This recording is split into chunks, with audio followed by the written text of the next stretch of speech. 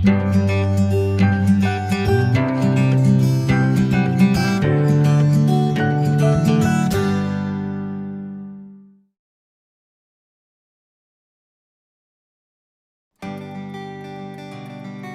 pamflet negara Yahudi, pada akhir abad ke-19, seorang jurnalis Yahudi meletakkan fondasi untuk negara Yahudi, ditahbiskan sebagai Bapak Zionisme modern.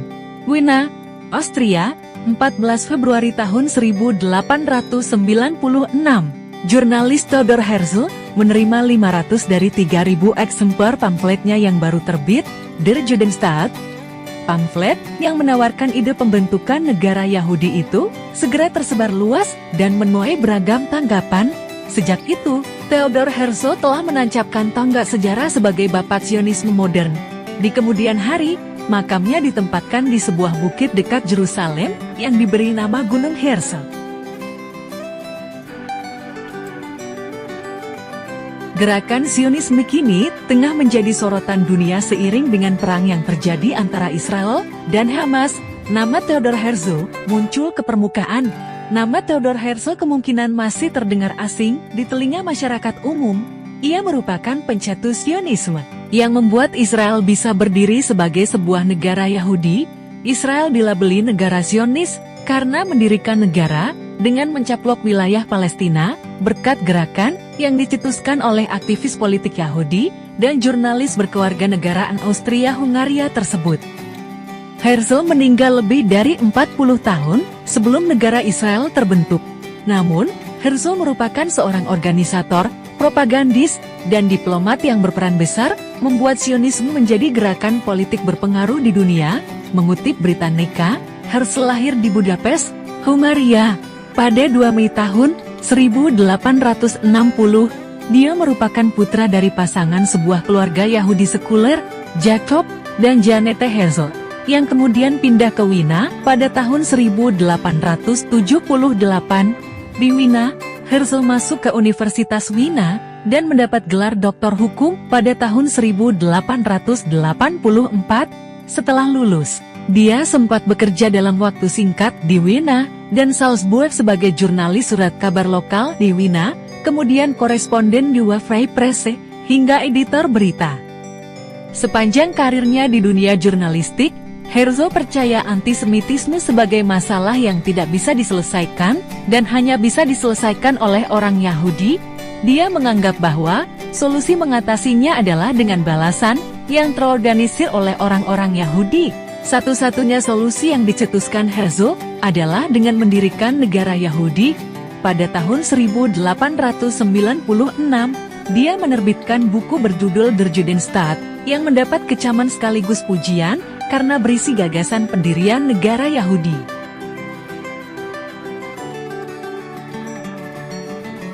Herzl berkomitmen untuk membebaskan bangsa Yahudi dari tekanan Eropa. Herzl membentuk berbagai skema, seperti revolusi sosialis dan perpindahan agama secara massal menjadi Kristen. Satu-satunya solusi yang dipilih Herzl untuk memperjuangkan Yahudi adalah melalui pendekatan nasional. Herzl mengusulkan kepada orang-orang bangsa Yahudi untuk membentuk negara mereka sendiri.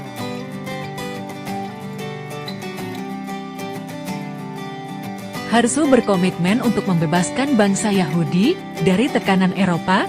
Herzl membentuk berbagai skema, seperti revolusi sosialis dan perpindahan agama secara massal menjadi Kristen. Satu-satunya solusi yang dipilih Herzl untuk memperjuangkan Yahudi adalah melalui pendekatan nasional. Herzl mengusulkan kepada orang-orang bangsa Yahudi untuk membentuk negara mereka sendiri. Herzl pada mulanya mengusulkan dua lokasi geografis, yaitu Palestina dan Argentina. Herzl juga menargetkan Uganda sebagai tempat perlindungan sementara bagi bangsa Yahudi untuk menghindari antisemitisme. Ambisi Herzl untuk membentuk negara Yahudi di Palestina tidak lagi bisa dibendung. Herzl ingin negara Yahudi juga turut ambil bagian dari proyek kolonialisme Eropa di timur. Oleh karena itu, Herzl membentuk penghalang untuk memisahkan Eropa dan Asia. Herzl sempat ingin menyelenggarakan Kongres Zionis pertamanya di Munich, Jerman, tetapi mendapat penolakan dari majelis Yahudi dan para rabi. Kongres pertama Zionis tingkat dunia akhirnya berhasil diselenggarakan tahun 1897 di Basel, Swiss, yang dihadiri oleh 200 delegasi dari 24 negara. Di hadapan ratusan delegasi, Herzl mengumumkan pendirian organisasi Zionis dunia. Tujuan dari gerakan Zionisme ini adalah mendirikan tanah air nasional bagi bangsa Yahudi di Palestina yang diakui oleh hukum internasional. Herzl mempresentasikan suatu proyek besar Yahudi yang disebut sebagai Proyek Basel. Kongres Zionis terus berlanjut dengan sidang yang diadakan setiap tahunnya. Pada sidang kedua tahun-tahun 1898, dibentuk dana penyelesaian yang digunakan untuk menyokong keuangan organisasi Zionis dunia. Kampanye donasi menargetkan orang-orang Yahudi kaya yang ada di Barat. Dukungan dana juga ditarik dari keuntungan perusahaan dan lembaga-lembaga besar mereka. Konferensi-konferensi berikutnya mulai melibatkan negara-negara besar untuk terlibat. Dalam konferensi tersebut, dirumuskan 3 jalur agar tercapainya tujuan Zionisme, yaitu pengembangan pemukiman di Palestina melalui pertanian, penguatan budaya Yahudi, dan mendapatkan persetujuan internasional atas proyek Zionis. Herzl menggunakan strategi menghindari penyebutan negara Yahudi saat Kongres pertama Zionis diadakan dan lebih memilih istilah tanah air. Hal ini bertujuan untuk menghindari kebencian terhadap orang Yahudi di Eropa dan di Kekaisaran Ottoman. Pada Kongres ke-6 tahun 1903 di Basel, untuk pertama kalinya dikenalkan proposal pendirian negara Yahudi di Uganda. Wacana ini mendapat pertentangan dari 178 delegasi. Perdebatan terjadi akibat wacana kelangsungan proyek Zionis lain di Palestina. Dikhawatirkan akan terjadi perpecahan dan konflik di tengah kemajuan yang sudah dicapai sejak tahun 1897. Herzl berusaha meyakinkan para delegasi dengan janji mencari solusi dan mengirimkan komet pencari fakta untuk melihat kondisi di Gaza.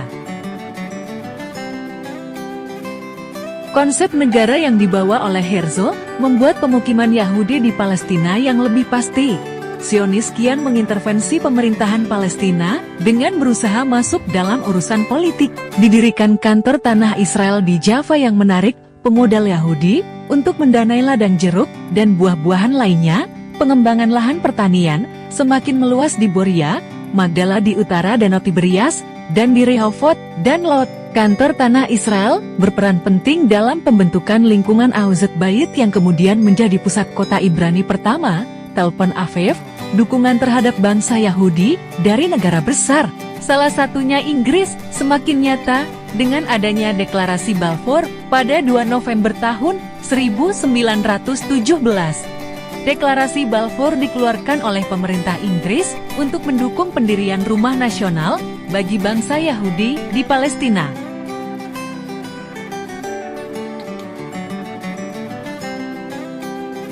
Herzl meninggal sebelum Kongres ke-7 dilaksanakan tahun 1905, kemudian David Wolfson, Zionis Rusia, dan rekan dekat Herzl, terpilih sebagai presiden baru organisasi Zionis dunia.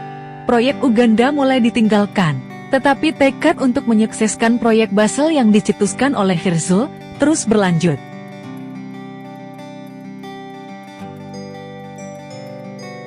Identitas yang dibawa Herzl ini sangat berpengaruh bagi bangsa Yahudi. Hingga kini, mereka mencaplok wilayah Palestina untuk pemukimannya, bahkan dengan beraninya mengusir dan menjajah Palestina dari wilayahnya. Semoga ke depan tidak ada lagi konflik di Palestina, dan Palestina mendapatkan hak-haknya yaitu tanah, kebebasan tanpa intimidasi. Semoga Tuhan melindungi dan merahmati saudara kita di Palestina. Amin.